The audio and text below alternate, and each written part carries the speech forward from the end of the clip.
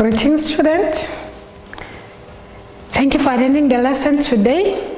My name is Iram Katra.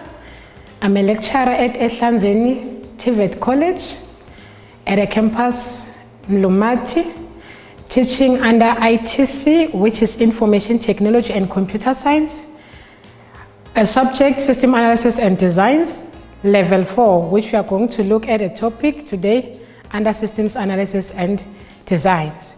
So what we are going to look at today's topic is questionnaires as a requirement gathering technique. If you've been following my lessons, you can check that we've been collecting information using different types of data gathering tools. So a questionnaire is one of data gathering tools. Why am I doing all this? It's because we need to gather information relevant to what we are supposed to design. So that is why I'm presenting different tools. Previously, we've done an interview, we have done an observation. Today, we're going to look at a questionnaire. Why specific questionnaires? It's because questionnaires are used as a data gathering tool for many people. We are going to look at the purpose of a questionnaire. It says that it is used to survey a large group. You cannot come to a primary school during break time and you start to observe the kids. What you're going to get is people screaming and playing around. So those kind of systems that can fit in a primary are rare because children need to be playful and do all these things. When you come to a college, you cannot say, I'm going to interview all the students. And you cannot be satisfied also by just simply observing what is going on, like the processes as day to day, or simply interviewing 5 students, just for an example. What is going to happen is that the information that you have, you are not going to trust the information. You are not even sure that, is it all about what I'm looking for? So this brings us to the questionnaire as data gathering tool. The purpose is to survey a large group. Now, you can come to an institution where there are many people and issue out questionnaires, which are documents with questions that have to be answered, and they give you back in order to collect the information and summarize and bring out all the purposes of what you are doing. Remember, you are about to build a system. So in order to have more information, you need information from different people with different opinions. So that is why we're going to look for people with knowledge. If you want to check about a registration system, you cannot just go to anyone. You need to go to students because they know what is registration. They know how to register. They've been to registration. They know the frustrations of the problems or that they're facing during the registration. They know what is it that they enjoy doing registration. They also have ideas on how to improve the registration system. That's their opinion. So with questionnaires, you'll be able to go through a group of people, get different opinions and different information as they present it. So I'm just going to focus much on what are the advantages. Remember, every data gathering tool, I always say this, it does have its pros and cons. So the same thing with a questionnaire, as much as it's good because you're going to be collecting information on a large group of people that will be there, we are going to look at what are the advantages of a questionnaire. Here I am bringing papers in my hands, which people will assume they are just simply papers, but I know that it is a questionnaire. So what I'm going to do, I'm going to look at each aspect as presented there on your screen. We are going to look at most of the solutions or the answers that the people are going to give is truthful through confidentiality. We are going to look at what is it that a questionnaire does or how do we compile a questionnaire. But you'll remember there'll be a statement that you'll introduce before you give people questionnaires. So in all questionnaires, you should know that we always tell people that whatever that you are giving is confidential. And it is very important as an analyst to state that confidentiality statement so that people will be free to view out their opinions and will be free to give out information. That's one of the advantages that we have with a questionnaire. They say the time is low or time required is very low. You come in with your questionnaires, everything is written down, everything is printed. You just dish out the questionnaires and you give people instruction on how to answer the question. You give them the confidentiality statement.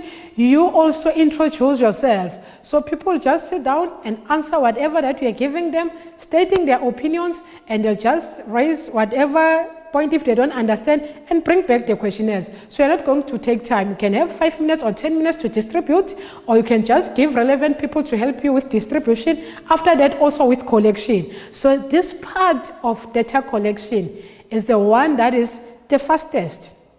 So it's also relatively inexpensive. Now, why are we saying a data gathering tool is inexpensive? You are not buying it. You are going to design it, you are going to present it to the student. But one thing that you should bear in mind, a system analyst's time is very expensive, because the more you spend in data gathering, you are going to have less time in analysis and design, which are going to reduce the time of a programmer, and you're going to delay in submitting the system. The people that you're collecting information from, they are ones also that are going to blame you for delivering the system late. So you are always mindful of time as an analyst, because we are saying that the success of a system depends on the time. When you deliver a system in time, then it is successful. When you delay, you are wasting the company's money. So that is why we are saying this one, it's inexpensive, because it's not going to waste the system analyst time, because you still have to sit down and analyze all the information that you are given and make sure that you record what you are looking at, bearing in mind the purpose of why you are collecting the data. Then we have unlimited number of respondents. I've made an example about an institution of learning. When you go there, you are going to have thousands of students. You can even decide that I'm going for level 2. Then now, I want to see how would the level 3 answer my questionnaires. Then now, we are moving level. How will the level 4 answer my questionnaires? So we have unlimited number of respondents. If people will say that I'm not even in the mood of answering this questionnaire, we are not going to be downgraded moral, because you know that now I can go to another group since I'm having a lot of people to choose from. So this is an advantage of a questionnaire. Now we look at the disadvantage. Yes, it has have many advantages, and they are something that you can look on and you want to do. Remember, we are saying a questionnaire as a requirement. I need to use this. Why? Okay, so the disadvantage is that no opportunity to rephrase your questions. No opportunity to rephrase your questions. Now we have plotted down your questions, we have confirmed them, you have tested them, everything is okay. You are giving these people this question. When you are receiving them back, you find that, oh, these people are answering somehow. And because they have already answered, you don't have a chance to rephrase your question. 2, not committed. You'll find that people, in most cases, even your students, you usually do that when you are given a question, says that, there is no confidentiality. Or why do they want to gather information about it? Just, okay. Whether they say yes, yes, yes, yes, yes, yes, yes. No, no, no, no, no, no, no. Whatever that I have to explain, just like that. So as a system analyst, you'll find that we have gathered irrelevant information because the people we are giving the questionnaires to were not committed. We look at the possible incomplete responses. You'll find that people decide that let's take the shortcut ones. Just going to tick, tick, tick, tick. Where they say explain, says none. And remember, there is no name, there is no number, because we said this thing is going to be confidential. So you find that most responses are not completed. Then you look at the last one, limited chance to get clarity. Now a person writes that I don't like registering around January. I think we can move maybe a little bit to June, because if semesters have January and June, why not NCVs? And now you want to know, why is this student saying this? You don't have time to get clarity on that. So questionnaires, after designing them, you give it to the people that we want to gather information from, you'll find that all the answers that we have, or most of them, you still need clarity. That is why before we look at one of them, which we called observation, then you'll go back and observe, but what we have on the table is incomplete. So we are going to look at how do we design a questionnaire. How do we design a questionnaire? Remember, a questionnaire is something written on a paper, a set of questions. You can have, this is your paper or a chart, And of course, you need to give it also a topic. For example, then you are going to say a registration survey. So now we are looking at designing a questionnaire. Now, what first thing that we have presented on the board is that when a person gets this paper, okay, registration survey, this thing has to do with registration. Then further, the student wants to know, or the people that are answering, what is it that we are going to focus on? So when you're designing a questionnaire, there are elements that we need to put on a questionnaire. There are elements that need not to be left out when you're designing a questionnaire. First of all, we are going to look at an introduction. When you start with an introduction here, on an intro, it is very important to introduce the purpose of the questionnaire. Okay, I'm going to collect information about the current registration system that we are using. That is the purpose. You also introduce yourself, the system analyst. This also on the introduction. Then you also come after the system analyst.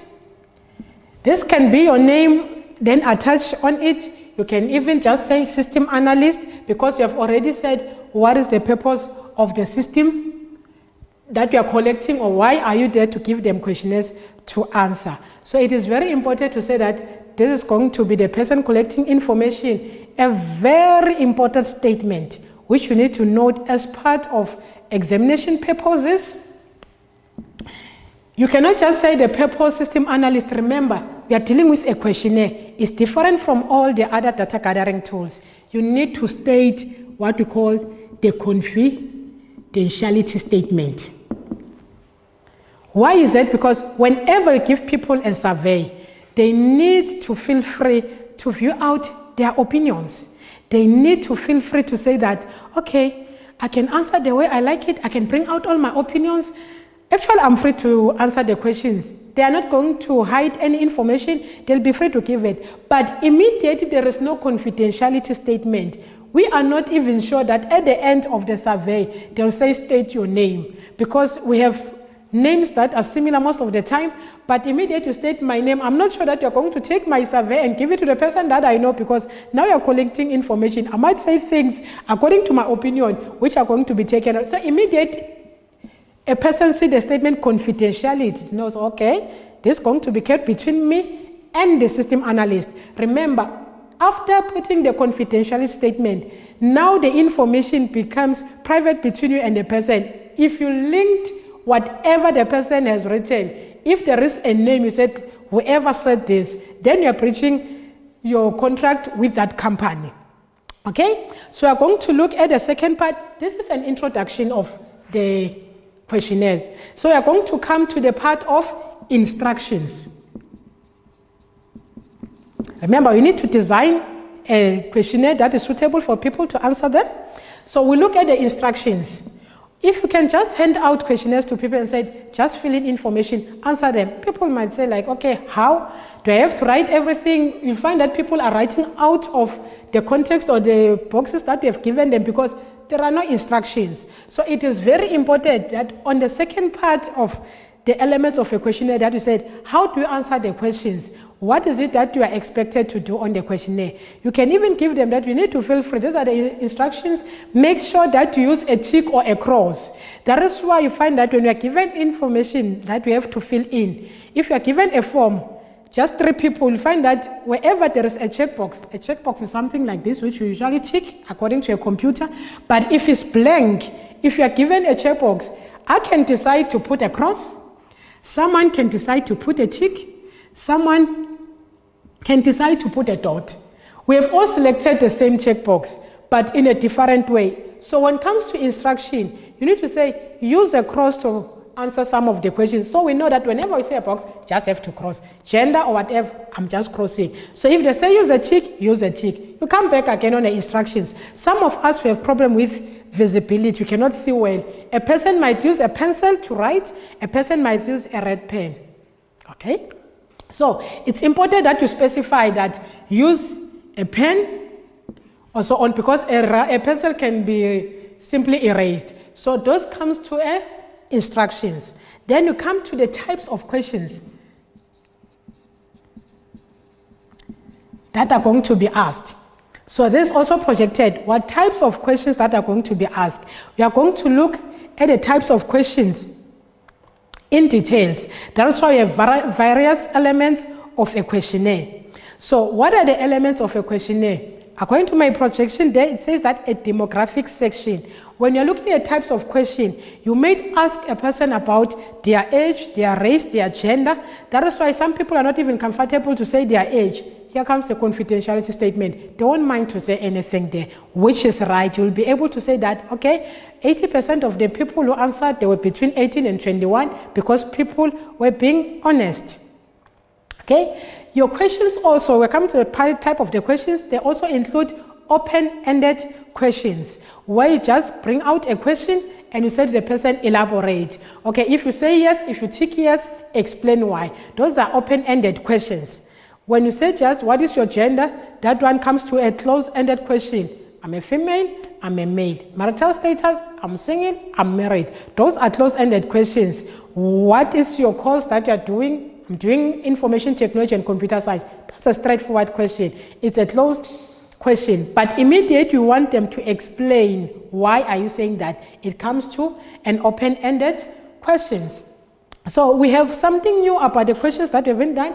We are looking at rating questions. How do you rate questions, or how do you rate answers?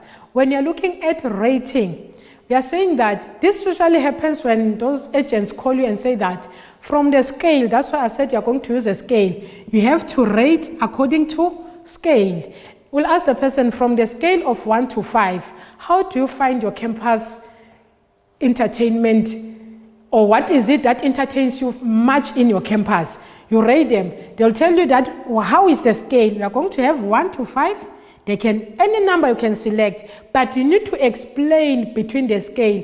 1 being mostly likely, it depends that I like it, this one, or 5 being poor. Either ways, it depends on the questionnaire. How did you put it in order to explain for the people to answer? But all the rating questions have a scale, or you can have the ways to say that strongly agree, can have words, 1 being strongly agree, 5 being strongly disagree. I know we've been seeing this in many questionnaires. So we call these questions rating questions. So come to the next one, which is ranking questions. When we are ranking them, we rate them with conditions. Now, this simply say that, are you interested in social media? 1 being mostly, or sorry, 1 being strongly agree, the other one strongly disagree. But now I'm given a condition to explain why do I have to rank this. So the condition may be, okay, according to the temperature that is happening now, you need to explain what can you say about the temperature. Do you strongly agree that it has to do with global warming or not? You are given a condition that you have to look at. Okay, yes, the temperature is changing, but is it really global warming? Remember, with questionnaires, there are no correct answers, there are no wrong answers. That is why, as an analyst, you have to keep in mind that people are going to state their own opinions, because this is what you're actually looking for in order to improve. People are going to say whatever they think of what you're asking them. So these are the kinds of questions that you are going to look at. I just want us to look at an example of one of the elements. Remember, the first one was demographic questions. So demographic has to do with your marital status, has to do with your gender, your race, where you are staying, and so on. So what I'm projecting there, it says that, what is your marital status? There is a checkbox which is supposed to be dealt with under instructions. Now, when you come to that one, I want to know, do I tick, do I put a cross, or do I do whatever that I'm thinking of? If instructions are not clear, everyone's going to do anything. So, and another thing, you need to be careful that since this can be spoiled, remember, I'm just bringing this. What is your marital status? All of a sudden, a person thinks that, okay, let me use a cross. And the person goes and cross on the part of single. And he said, nah, let me just tell this person that I'm married. Now you are not sure that, was this person crossing or what? And you cannot be single and married at the same time. That is impossible. You cannot be both single and married at the same time. So this again is part of the instruction to say that, how do I cancel if I've selected? You can simply say, draw a line throughout, because you'll find someone doing this, and there is a part to say that put a dot in order to answer. When someone doing this, you're not that sure that person is cancelling or that person is selecting the correct information. So make sure that whenever you're bringing out information, you bring clarity, you bring correct instructions. Which brings me to the part of controls mostly used in questionnaires. What is a control? As a system analyst, you also did programming, or you are doing programming in TVET colleges, because we do all the courses. So we are using the same controls that we are doing in programming, and you also name them the same, because if this is a box, we all know that we call it a checkbox. Why you say a checkbox? Because it must be checked in order to answer your questions. We have the first one, which we call it a radio button. A radio button, it has something round and a small dot inside.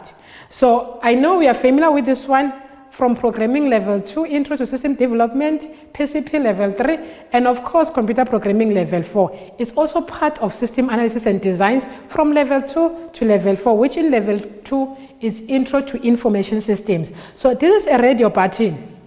So as I've indicated, there's a small dot there.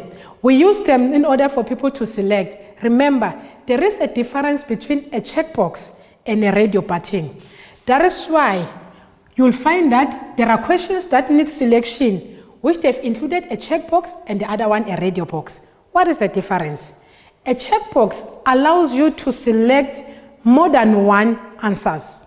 So if you can check on the example previous that I've made of saying your marital status using a box, it doesn't mean you have to check, because when you check, you're going to check 1, 2, you can be single and be married at the same time.